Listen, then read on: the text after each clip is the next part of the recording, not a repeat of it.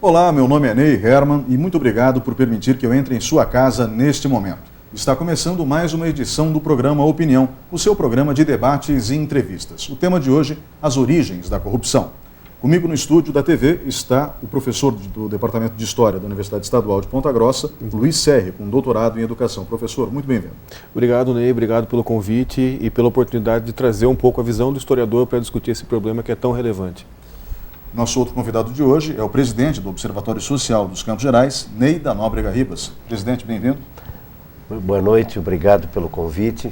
Da mesma forma, nós nos sentimos muito honrados de estar aqui para falar desse tema que está mexendo com a opinião, com a consciência do cidadão brasileiro. E nada melhor do que um programa como esse para discutirmos, avaliarmos e contribuir nesse processo para uma consciência para o brasileiro. Obrigado novamente pela presença de vocês dois no programa de hoje. E muito obrigado a você que está nos assistindo. Por favor, fique conosco e acompanhe a discussão. Vai ser interessante. Voltamos dentro de alguns instantes.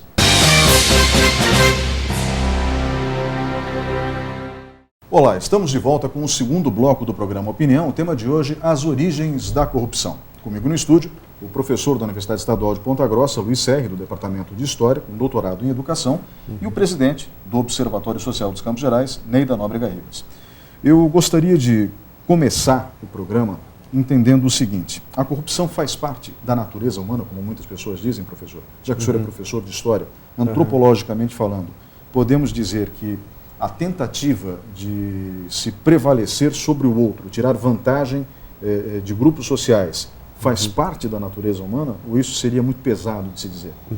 A gente pode pensar assim que, em termos técnicos, para historiadores e antropólogos, a gente não pode falar em natureza humana, porque as sociedades são muito diferentes entre si. Eu corro o risco de dizer que alguém é humano porque tem uma natureza, um comportamento como o meu, e alguém que não tem um comportamento como o meu não é humano. Então, né, esse é um risco político, ao mesmo tempo é um risco acadêmico, e aí procura-se evitar.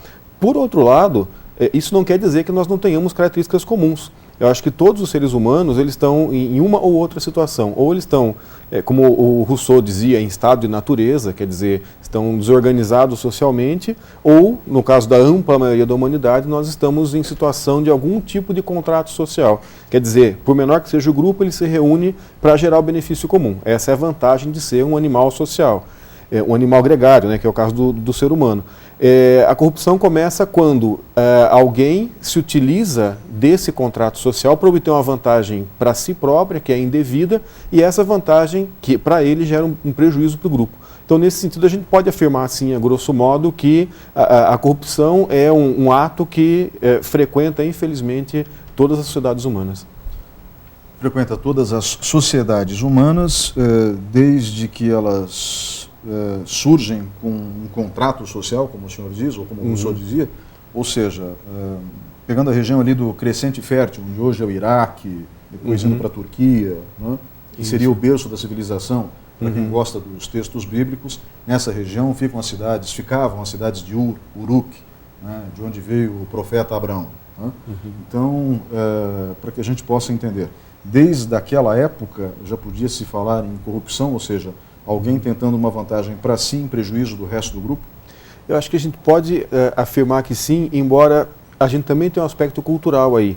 Porque, por exemplo, o soberano, nessas primeiras civilizações, ele era alguém que tinha mais vantagens que os outros. Agora, o rei, o sacerdote, enfim, alguém que assumia a condição ali de chefe do grupo. Esse sujeito, ele tinha mais benefícios, mas isso era consentido pelos demais.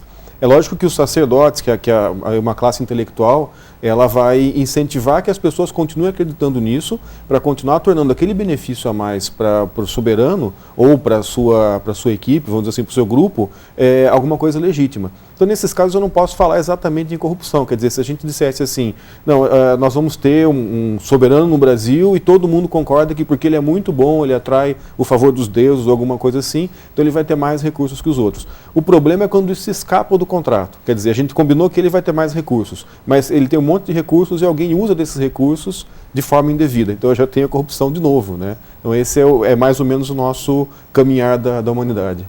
Professor, vamos pular agora alguns séculos, milênios para ser mais exato, na época em que os portugueses tomam posse do território que hoje é o Brasil.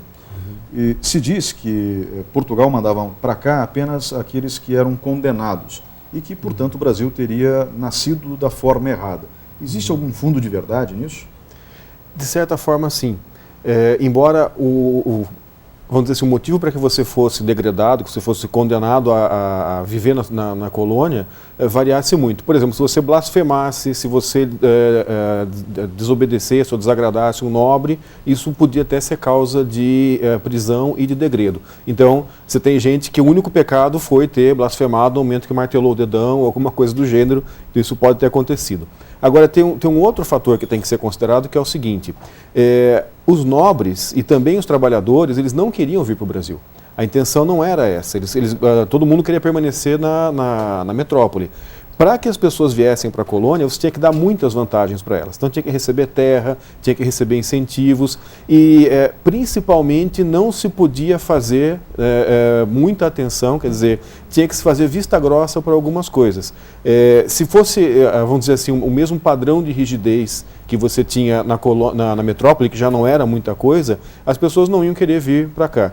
Ou seja, para garantir a colonização, a gente pode dizer sim que o reino português ele foi um pouco mais tolerante com práticas que não eram exatamente práticas convencionais. Então, não necessariamente pelas pessoas, acho que a gente tem que pensar nessa perspectiva. Não são as pessoas que tornaram, né, o Brasil, desde o início, uma nação mais ou menos envolvida com corrupção. É a estrutura legal e a forma de administração que o reino de Portugal estabeleceu, que acabou favorecendo que essa corrupção acontecesse um pouco mais, talvez. A gente não tem como medir isso porque não dá para medir corrupção, mas a gente tem a impressão de que as coisas na colônia eram um pouco mais corruptas, digamos assim.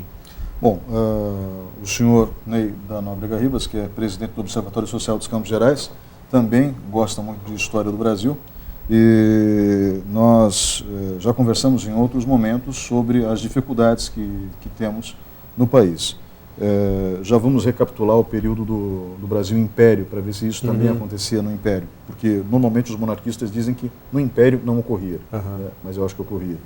Agora, o Observatório Social, com toda a ação que tem, percebe que, infelizmente, a corrupção é um mal presente que precisa ser combatido de maneira diuturna, não só na esfera governamental, mas também na vida de cada um dos cidadãos? Exatamente. Eu costumo dizer que nas nossas discussões dentro do Observatório Social, que na verdade nós estamos vivendo um momento de revolução social, porque a sociedade, enfim, está tomando consciência de que esse mal que ocorre desde os pequenos delitos que são cometidos pelas pessoas, e que acabam chegando aos escândalos que nós temos, né? Eles são tolerados até certo ponto pela sociedade. Então, esse momento em que nós estamos vivendo hoje é um despertar dessa consciência e, por isso mesmo, o Observatório Social tem, num dos seus eixos, essa preocupação de discutir com a sociedade, de debater com a sociedade, para que cada pessoa, né, e nós individualmente e coletivamente possamos decidir que país nós queremos, como é que nós queremos esse pacto social pelo Brasil, para que a gente possa sair dessa situação. Porque nós temos um país muito rico e não quebramos até hoje justamente por conta dessa riqueza. Mas a diversidade que compõe essa nossa sociedade, ela talvez, como disse o professor, ela facilitou um pouco esse ambiente para que isso ocorresse. Só que chegou o momento de mudarmos. E é nisso que o Observatório Social do Brasil está apostando, que é necessário sim um novo pacto social para que a gente mude essas coisas. Esse pacto social, quando se fala de um novo pacto social, o discurso do Observatório Social é um pouco mais pragmático do que teórico. Literalmente se prima por isso, se busca algo que seja viável e concreto, não utópico, na construção de um novo conceito de ética, baseado, obviamente, naquilo que é certo e errado, mas também baseado naquilo que é viável para os hábitos e para a cultura de uma população. Quando a gente fala da cultura da população, a gente falou do Brasil colônia, rapidamente, ainda há pouco, professor, vem o Brasil império. A família imperial ou seja, tanto Dom Pedro I quanto Dom Pedro II, não tinham a reputação, nos livros de história a que eu tive acesso, de pessoas corruptas. Mas isso não significa que na corte não houvesse corrupção e que no restante do país também não houvesse. Afinal de contas, era literalmente um império. Né? O Brasil tem o tamanho da Europa. Fiscalizar tudo isso, acredito, era praticamente impossível. Então, existiam casos de corrupção dentro do império? Existiam. A questão toda, se a gente pode dizer que se havia corrupção ou não, e quanta corrupção havia, o quanto nós sabemos de corrupção.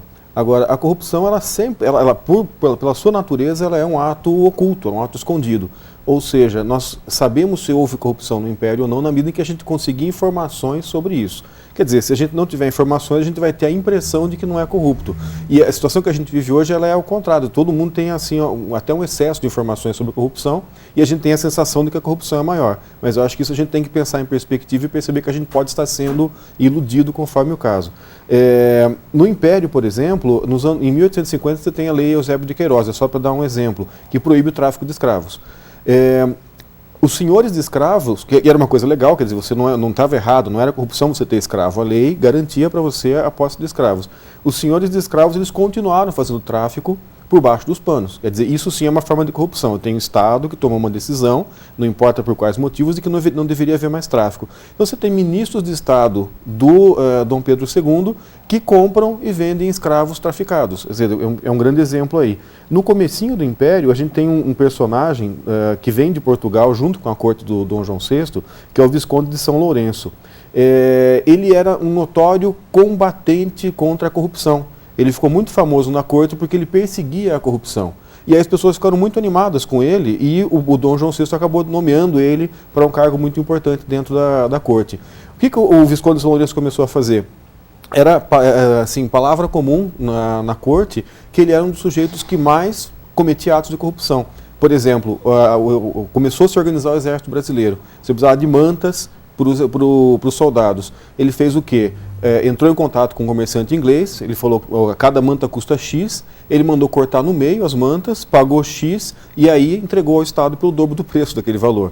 Então é só um exemplo entre tantos, né? Ou seja, os sujeitos que estão vinculados ao Estado, eles acabam promovendo algum tipo de corrupção. A pergunta que eu acho que cada cidadão tem que se fazer é, se você estivesse sozinho, tivesse uma oportunidade de corrupção e ninguém fosse ficar sabendo, você tem assim, absoluta tranquilidade ou uma grande tranquilidade de que ninguém fosse ficar sabendo, será que você se corromperia ou não? Né? Porque a nossa cultura, infelizmente, ela diz o seguinte, se você não aproveitar essa oportunidade, você é trouxa, você está sendo bobo. Qualquer um que seja esperto aproveitaria. Então, acho que no final das contas, o império também, porque é uma monarquia, a monarquia é uma autocracia, quer dizer, ela não é democrática, ela tem pouca circulação de informações, para além dos boatos, e, portanto, esses personagens do império se sentiam seguros para poder roubar o erário público, para poder roubar a própria corte, o próprio imperador, fazer esse crime de lesa majestade, sem ter muita preocupação. Então, de certa forma, a estrutura política do império, ela também não coibiu a corrupção. E nisso a gente vai passando para os períodos seguintes. Né? Bom, esses períodos seguintes a gente pode discutir na sequência também, mas o fato que o professor Luiz Serri coloca o volume de informações. Então, nós temos hoje um volume de informações grande, amplo. Vivemos num regime democrático, num Estado democrático de direito. Num Estado democrático de direito, temos imprensa livre. E a imprensa noticia aquilo que é descoberto. O fato é que as manifestações de 15 de março e de 12 de abril demonstraram uma clara manifestação, uma clara vontade de impeachment da presidente Dilma Rousseff e o afastamento do Partido dos Trabalhadores do poder. Mas é como se apenas o PT e Dilma Rousseff fossem corruptos. Quando, na realidade, denúncias de corrupção envolvem todos os partidos no Brasil, ou quase todos. Né? Há bem pouco tempo atrás, eu entrei em contato com o ranking da corrupção, de acordo com o relatório emitido pelo Tribunal Superior Eleitoral, pelo TSE, e quem liderava o ranking eram Democratas. Né? Logo depois vinha o PSDB. Na sequência, o PMDB, o PT era o quarto. Né? Então, a situação é triste para todos os lados em que se olha. Aí o Observatório Social lida com campanhas de conscientização sobre cada um de nós, porque se eu entro em contato com um comerciante e resolvo pagar um valor menor por esta xícara, né, porque eu não vou emitir nota fiscal, eu não estou sendo corrupto? Ney, você está tocando no ponto. O que o professor falava é uma questão de ética. Ética é aquilo que você faz quando você está sozinho. E é esse a grande reflexão que precisa ser provocada na sociedade brasileira. O movimento Brasil Era Livre de Corrupção, que o Observatório Social lançou, propõe exatamente isso. Onde nasce essa corrupção? O sujeito vai na igreja, está indo lá para rezar, para orar, vai num culto e estaciona o carro no lugar proibido. Isso não é um ato de corrupção? A pessoa está nessas manifestações todas, gritando, né? Ah, mãe, não me espere para o jantar, estamos mudando o Brasil. Mas, no entanto, quando ele chega na escola, na universidade, ele vai colar na prova. Ele vai pagar para alguém fazer o seu TCC. O empresário emite meia nota. O cidadão está reclamando da ação do político, do ambiente público, do que está acontecendo no ambiente público, mas o seu próprio ambiente comercial, o seu próprio ambiente de trabalho está eivado de vícios, de pequenos atos, né, de tirar vantagem, de levar vantagem. Então, essa é a reflexão. E isso tudo, no nosso conceito, começa na família, no exemplo que cada um de nós dá dentro do nosso ambiente familiar, no ambiente onde nós vivemos. Então, essa é a grande reflexão, essa é a grande provocação e é esse grande passo que eu entendo que vai fazer com que nós cheguemos a um novo pacto social para que a sociedade brasileira, enfim, se reconheça como um povo que pode ser um exemplo para o mundo.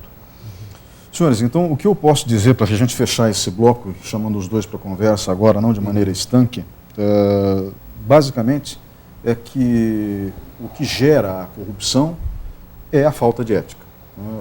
São fatos que estão no mínimo interligados. No mínimo interligados. Se eu não tenho ética, eu tenho uma propensão maior à corrupção, a cometer atos de corrupção. Isso dentro da sociedade em que eu vivo, independente de que sociedade seja essa. Seja uma cultura oriental, no Oriente Médio, ou então uma sociedade ocidental, enfim, não importa.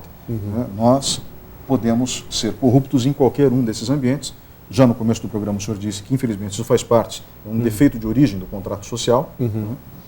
E aí vemos que a ausência de ética pode sim ser a origem da corrupção. Eu acho que isso é a metade do problema, porque a gente pode voltar para aquele dito popular, a ocasião faz o ladrão. Então, é a ocasião que faz o ladrão e a falta de ética, né? Se ele tem, vamos dizer assim, se fosse possível construir uma blindagem ética para todo cidadão, e eu acho que, né, concordo com o Ney, com a ideia de que a gente tem que trabalhar a partir da família, a questão dos valores, quer dizer, não quero tirar o valor disso, isso é fundamental. Para que eu não tenha um ladrão, eu tenho que ter alguém que tenha uma espécie de, entre aspas, blindagem ética. Mas mesmo a blindagem ética, se ela tiver uma ocasião, ela vai se sentir tentada a ter a situação de corrupção. Então acho que a gente precisa pensar também como que nós criamos formas de que não haja a ocasião. Ou seja, a gente tem o aspecto pessoal da corrupção, que é a questão ética, e o aspecto social da corrupção, que é existir ocasiões. Eu diria até que a gente tem muita situação no nosso país em que você é praticamente obrigado a não ser ético, porque senão você não sobrevive naquela situação. Para dar um exemplo muito claro, política. É praticamente impossível você fazer campanha sem muito dinheiro, e também uma campanha com muito dinheiro a gente sabe que não vai passar por padrões éticos. Diga-se de passagem, esse é um dos principais problemas hoje da corrupção no Brasil. Você é financiado por determinados grupos e você precisa pagar esse financiamento, normalmente com o favorecimento do dinheiro público, que você gerencia depois de eleito. O senhor concorda com a tese do professor? Eu concordo e defendo uma outra questão. Se nós pegarmos outros povos, outros países, nós temos exemplos de cargos públicos. A verdade é que hoje virou profissão exercer cargo público, temos políticos profissionais por conta das benesses. Mas eu sou do tempo em que meu avô era um voluntário que trabalhava pela comunidade. Eu sigo o exemplo do meu avô. E existiam vereadores que trabalhavam pelo município, pela comunidade, gratuitamente.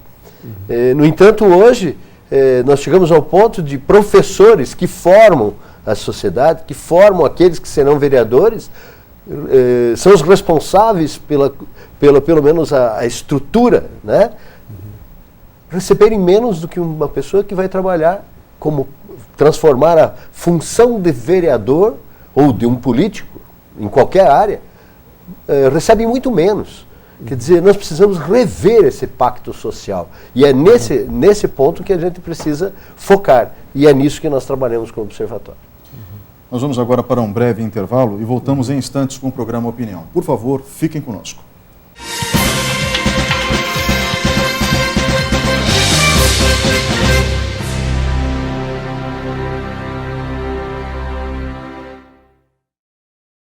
Olá, estamos de volta com o programa Opinião. O tema de hoje, as origens da corrupção. Nós falamos no bloco anterior, então, sobre as origens da corrupção, o fato dela estar ligada à formação das sociedades humanas, falamos sobre as origens individuais, a questão da falta de ética, da oportunidade que cria, literalmente, o corrupto. E o que é o corrupto? O corrupto é aquele que tira vantagem de uma determinada situação, prejudicando as demais pessoas no processo.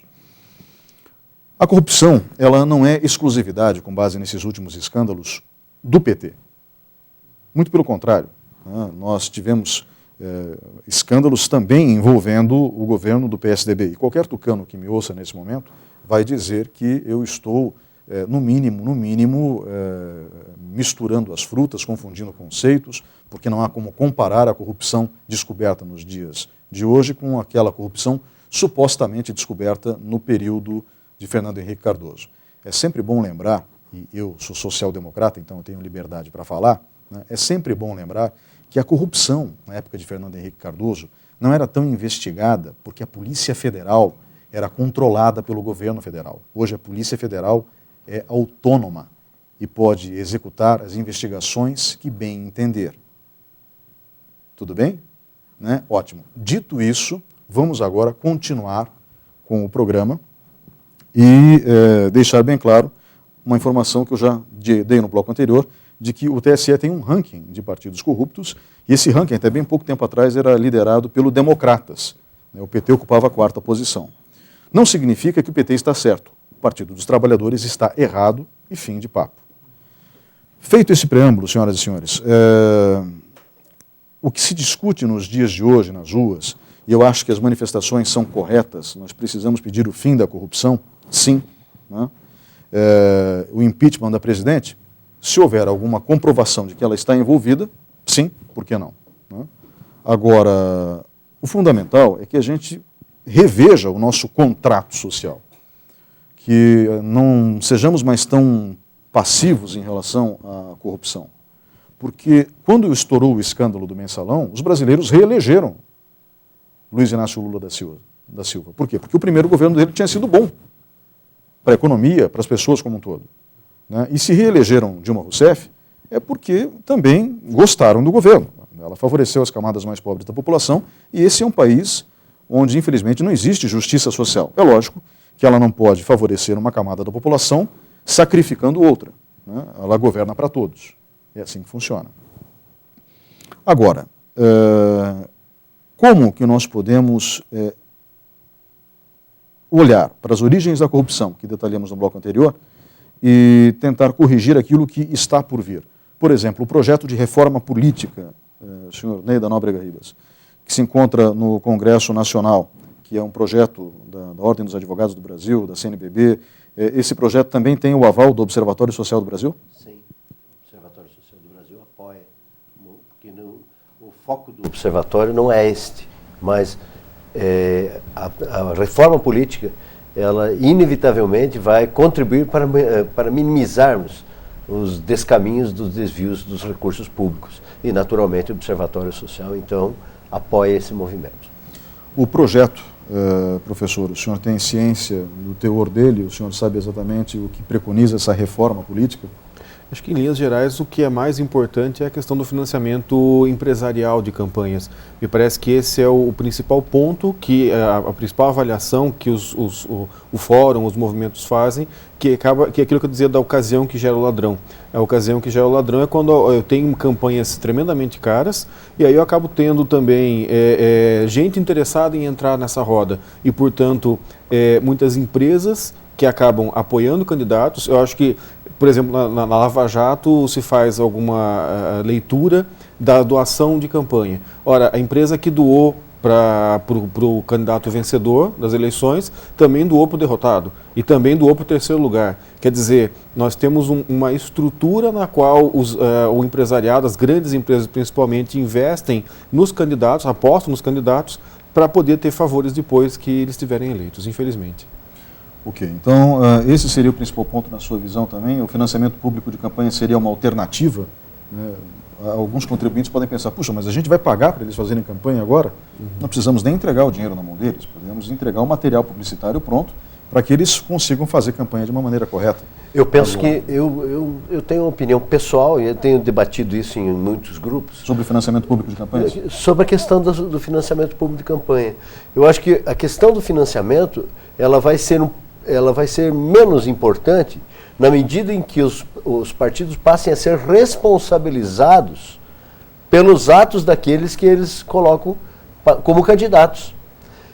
Eu parto do princípio que o cidadão, para concorrer a um cargo público, ele tem que merecer essa honra de representar a sociedade. E, para tanto, ele tem que ter uma folha de serviços prestados à sociedade.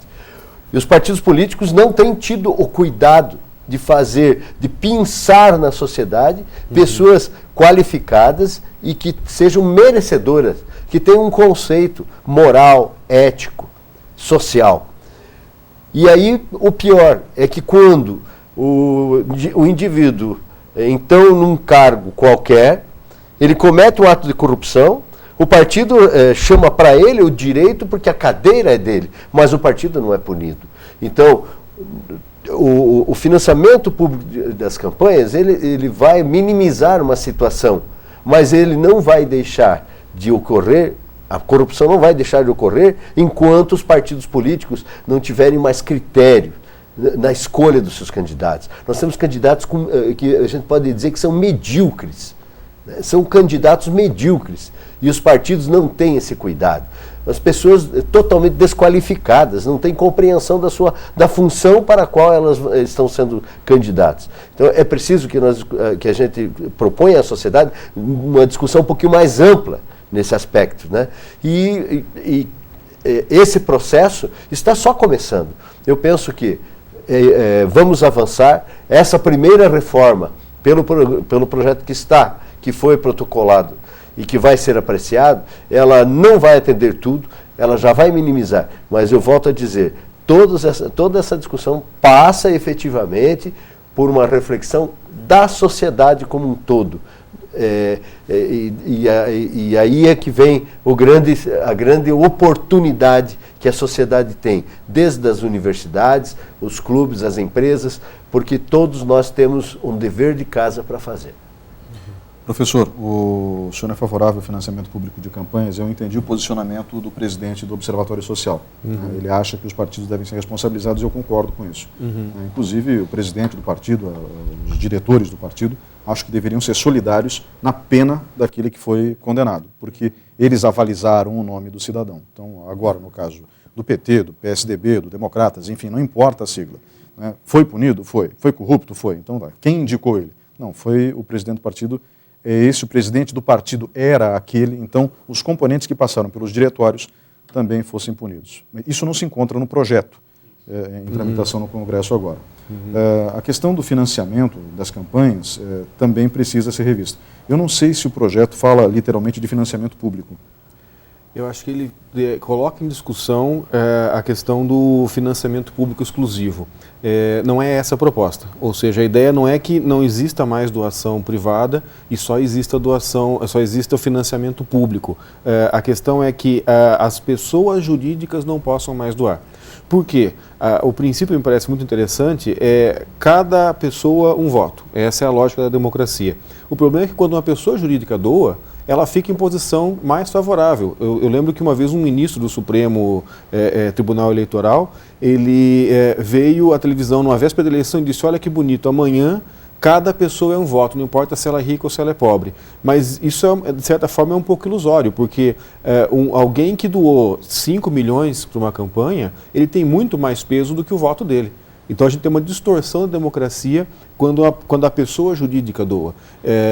Eu acho que assim, eu defendo essa ideia e de certa forma é isso que está colocado no projeto, que a gente não tenha financiamento de pessoa jurídica. Ou seja, o financiamento público já existe, é importante que as pessoas saibam, não é que elas vão começar a pagar a campanha, isso já acontece, elas já pagam as campanhas, já pagam as existências dos partidos. Eu acho que sai mais barato se a gente pagar via financiamento público. Mas o financiamento das campanhas poderia ser feito também por pessoa física até um certo valor. Me parece que é uma porcentagem do salário mínimo, alguma coisa assim. Então, cada pessoa pode doar esse valor. Eu acho que aí você recupera a ideia de cada pessoa um voto. E também os partidos que acham formas criativas de arrecadarem dinheiro, né? Essas formas existem, é só uma questão de pesquisar. Não precisa necessariamente ser feito através de mutretas. Né? Embora isso possa parecer um pouco de ingenuidade da minha parte, mas não é. Acreditem. No caso específico da proposta que se encontra no Congresso, eu não me lembro agora, prevê o fim da reeleição? Não, essa não é uma proposta do projeto. Essa é uma proposta que tramitou no Congresso e a impressão que eu tenho é que isso é cortina de fumaça.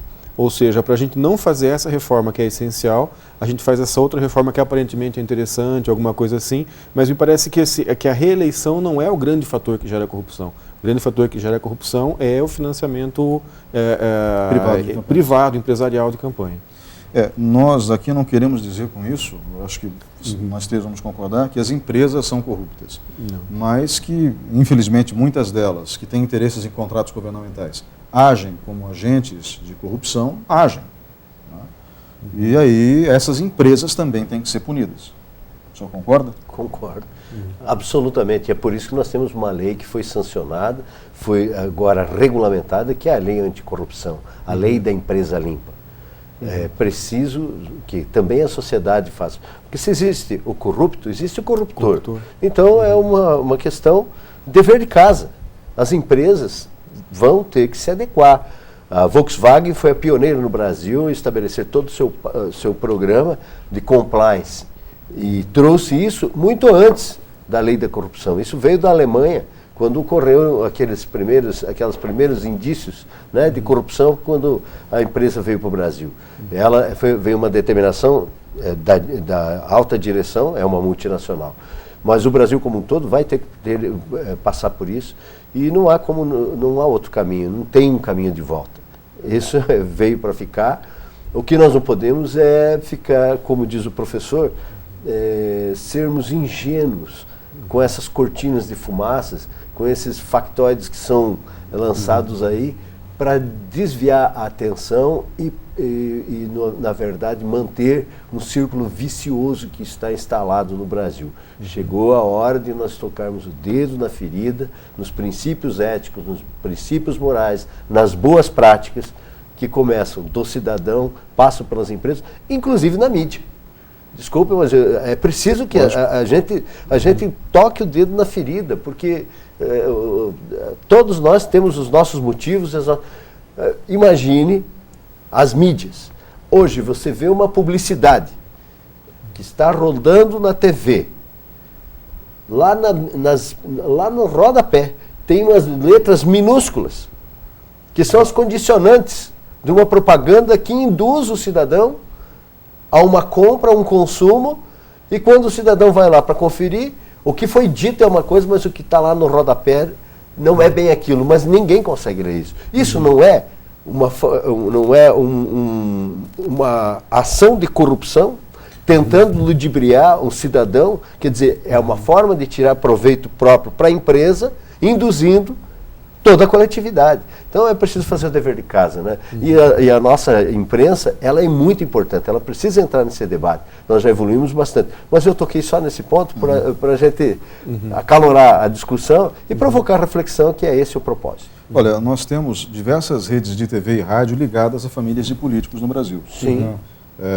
A família, os descendentes de Antônio Carlos Magalhães, a família Magalhães na Bahia, tem redes de TV, a família Collor de Mello em Alagoas, a mesma coisa, a família Sarney no Maranhão, a mesmíssima coisa. E aí isso se repete em praticamente todo o território nacional. Redes de rádio. Exatamente. Então nós precisamos entender o seguinte, que tenha, é um negócio, é legítimo, que tenha um negócio. Mas como é um negócio que trata de todos, então, infelizmente, é preciso dar vez e voz a todos. Não tem outro jeito, né? É um meio de comunicação, é assim que se deve agir. Imagine se eu tivesse um hospital, né? E não, você é meu opositor, então eu vou deixar você morrer, mas você não recebe tratamento aqui. Isso não tem lógica. A mesma linha de raciocínio, infelizmente, ou felizmente, tem que ser aplicada, né, aos meios de comunicação. Basicamente, eu acho que é isso que o senhor falou, não é mesmo?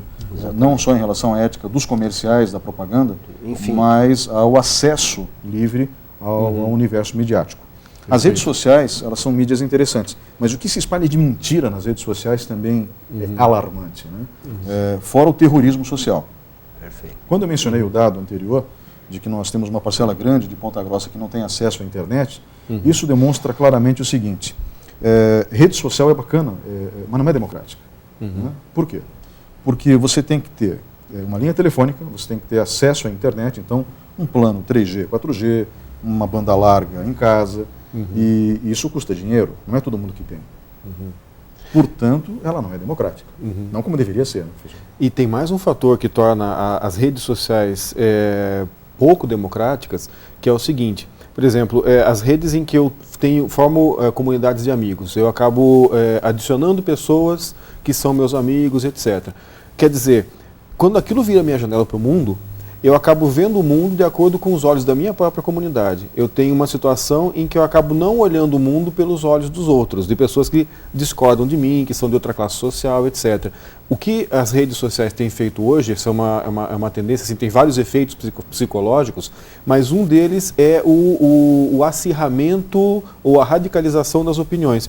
Na medida em que eu só tenho contato, ou tenho contato predominante com as pessoas que pensam como eu acabo assim, fortalecendo alguns pontos de vista de uma forma muito extremada, e eu acabo não dialogando com os outros. Então, se a gente for parar para pensar, a última campanha presidencial foi uma das mais violentas em termos de debate, em termos de nível, né, que caiu muito do debate político, em parte porque uma boa parte da população entrou em contato com as propostas eleitorais através da sua própria rede social. E com isso, a gente acaba não dando espaço para a opinião divergente. Essa radicalização, digamos assim, faz com que a gente tenha pouca disposição ao diálogo, e sem essa disposição a gente vai gerar uma série de problemas. Para citar um deles, né, que não tem só a ver com redes sociais, é a própria ideia do moralismo. Ou seja, nas redes sociais a gente reforça muito a ideia de moralismo no mau sentido da palavra. Acho que o moral é fundamental, mas o moralismo é quando alguém se aproveita vamos dizer assim, da nossa exigência de moral, da dignidade que todo cidadão exige do servidor público, do político, etc., para tirar benefício próprio. Acho que a gente tem que pensar isso aí também. O combate à corrupção, ele pode nos levar a uma postura moralista que é muito perigosa, e a gente tem que olhar na história. Por exemplo, o Jânio Quadros, lá nos anos 60, ele se elege com base em um discurso moralista. Eu vou limpar a corrupção, eu vou, né, varrer a vassourinha e tudo. Ele se elege, ele é um sujeito, a gente estava falando da qualidade, né?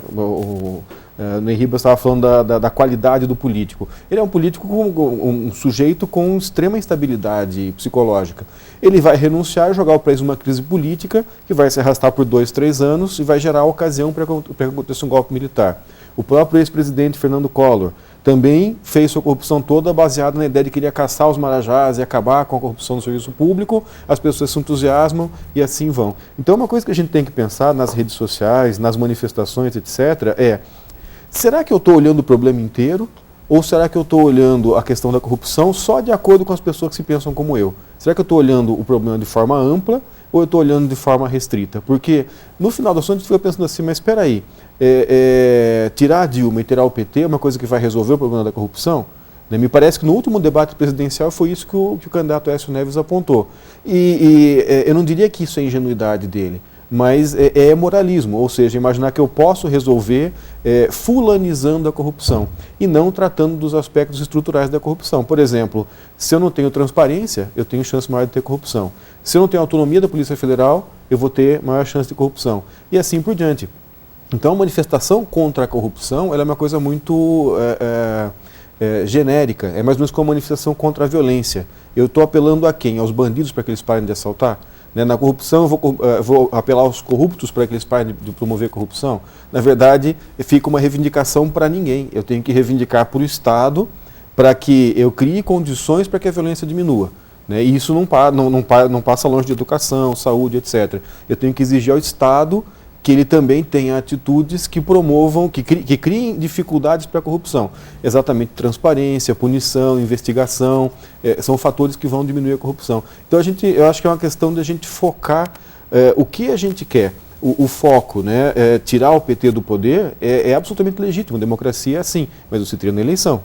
Agora, se você está preocupado com a eleição, então tudo bem, é uma coisa que a gente tem que respeitar porque é absolutamente legítimo da democracia.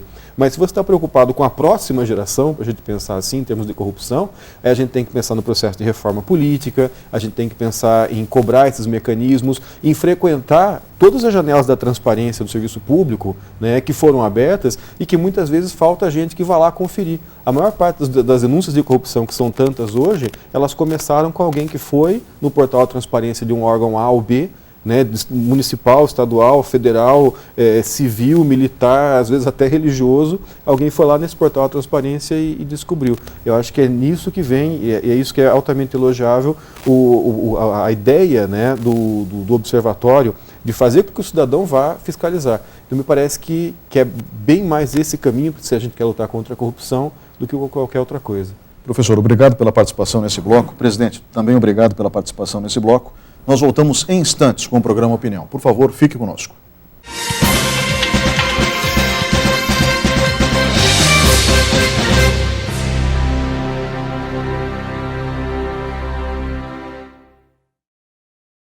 Olá, estamos de volta com o quarto e último bloco do programa Opinião. O tema de hoje, as origens da corrupção. Comigo no estúdio está o professor da Universidade Estadual de Ponta Grossa, do Departamento de História, com doutorado em Educação, professor Luiz Serri, e o presidente do Observatório Social dos Campos Gerais, também vice-presidente do Observatório Social do Brasil, Neida Nóbrega Ribas. Antecipadamente, muito obrigado pela presença de vocês dois no programa de hoje. Nós falamos nos blocos que se passaram, principalmente no segundo e no terceiro bloco, sobre as origens da corrupção, históricas, as questões éticas, aquilo que deve ser feito para tentar, literalmente, reduzir o espaço para os corruptores e para os corruptos dentro do nosso Estado democrático de direito. E eu acho que cabe, talvez até o professor Luiz possa, na sequência, nos ajudar com isso, resgatar exemplos históricos em que a sociedade foi fundamental para que o país mudasse. Eu tinha 14 anos, 1984, quando eu via a população indo para as ruas e pressionando o regime militar de uma vez por todas a sair do poder e a entregar esse poder para os civis, e depois os civis restabeleceram a ordem democrática dentro deste país que é imenso, é sofrido, um povo muito sofrido, mas que merece ser respeitado. E eu gostaria que os senhores, então, encerrassem o programa dizendo o que vocês acham que o povo brasileiro, agora de uma maneira breve, por favor, estamos no fim, deve fazer para que a corrupção seja cada vez menor no nosso país. Bom, como professor de História, eu sou suspeito para falar, mas o meu recado é, por favor, estudem História. Já se disse que o Brasil não é para amadores. A corrupção no Brasil, mais ainda, né? Não é para amadores, a gente tem que se preparar muito para fazer essa discussão. A história, ela pode fornecer exemplos. História não é só o estudo do passado, mas é o estudo do homem no tempo, não é? A história pode fornecer uma série de elementos para que a gente entenda melhor como a corrupção aconteceu, momentos passados em que se lutou contra a corrupção, momentos no passado em que nós fomos manipulados achando que a gente estava lutando contra a corrupção e a gente estava ajudando o partido A ou B, né? E propostas para o futuro. Eu acho que estudar a história nos colabora para que nós nos comportemos como sujeitos do processo e não como objetos desse processo. Então, esse seria o meu recado. Presidente? Bom, eu lanço aqui uma mensagem que é do Observatório Social. Na verdade, nós temos um pacto pelo Brasil a ser feito. E esse pacto propõe dois atores. Primeiro, o cidadão, qualquer pessoa. Que atitudes eu, cidadão, me comprometo a tomar para ajudar o meu país? Todos nós temos deveres para com a nossa pátria, para com o nosso estado, com o nosso município, com a nossa família, conosco mesmo e com Deus. Então, a proposta é, qual é o pacto que você, enquanto cidadão, assume de fazer pelo nosso país? E, por outro lado, as organizações. Quais são os projetos que as organizações vão implementar dentro de sua estrutura, seja na empresa, seja qualquer tipo de organização, para que nós possamos efetivamente discutir e transformar essa discussão num novo pacto social, num novo contrato social para fazer do nosso país o país que nós merecemos, que nós, como diz o professor, queremos deixar para as futuras gerações. Eu penso que há muito para ser feito, mas tudo começa na atitude de cada um. E eu quero só lembrar de uma coisa. Nós não estamos aqui nesse momento, vivendo esse momento no nosso país, por acaso. Certamente todos nós temos uma missão a cumprir aqui, um propósito de vida. E dentro desse propósito de vida tem algo que nós precisamos demonstrar, que é o nosso amor, a nossa demonstração de civismo, de patriotismo. O nosso país tem jeito, sim. Nós moramos num dos países mais lindos do mundo. Nós só precisamos nos transformar no melhor povo do mundo. Nós temos capacidade, nós temos inteligência, nós temos uma academia fantástica. A nossa história pode não ser mais perfeita, mas o nosso futuro com certeza será, porque esse país é rico e a riqueza está dentro de cada um de nós. Vamos fazer da nossa pátria aquilo que nós esperamos. E isso a gente se faz com um pacto, não aquele escrito, não aquele que está escrito, porque as leis já estão aí. Aquilo que eu assumo enquanto cidadão e me comprometo a dar o bom exemplo para que isso se prolifere no meio onde eu vivo. Se cada um fizer a sua parte um pouquinho a cada dia, nós vamos mudar isso muito rápido. Novamente, obrigado pela presença de vocês dois no programa de hoje e muito obrigado a você que estava em casa nos assistindo até agora. O programa Opinião fica por aqui. Qualquer comentário, entre em contato comigo através do e-mail ney@neyherman.com ou mande um SMS para 9112 1010. Um grande abraço e até a próxima semana.